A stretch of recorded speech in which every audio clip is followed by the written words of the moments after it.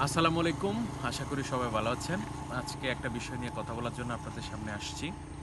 আপনারা ইতিমধ্যে জেনেছেন Dhaka metropolitan police AI based ক্যামেরার মাধ্যমে ভিডিও মামলা দিচ্ছে যারা ট্রাফিক আইন লঙ্ঘন করছে। তো এই সুযোগটাকে ব্যবহার করছে একটা অপরাধ চক্র। যারা প্রতারণা করছে তারা এখন বর্তমানে ভুয়া এসএমএস দিচ্ছে।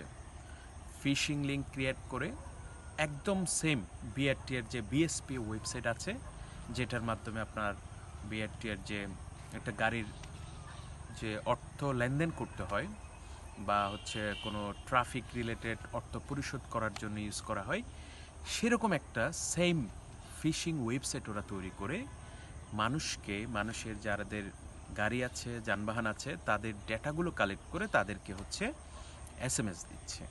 এবং এই ওয়েবসাইটগুলো হচ্ছে সম্পূর্ণ হলো একটা ফিশিং ওয়েবসাইট। আপনি যদি খেয়াল করেন, এটা হচ্ছে মেইন ওয়েবসাইট হচ্ছে bsp.brta.gov.bd। এর বাইরে যেসব ওয়েবসাইটের আপনি পাবেন সবগুলো হচ্ছে একটা ফিশিং সাইট। এই ফিশিং সাইটে যদি আপনি আপনার তথ্য দেন, আপনাকে ক্রেডিট কার্ডের তথ্য চাইবে, বাট সেই ক্রেডিট কার্ডের তথ্য যদি আপনি সেখানে দেন, আপনাকে সিবিপি নাম্বার পর্যন্ত দিতে হচ্ছে।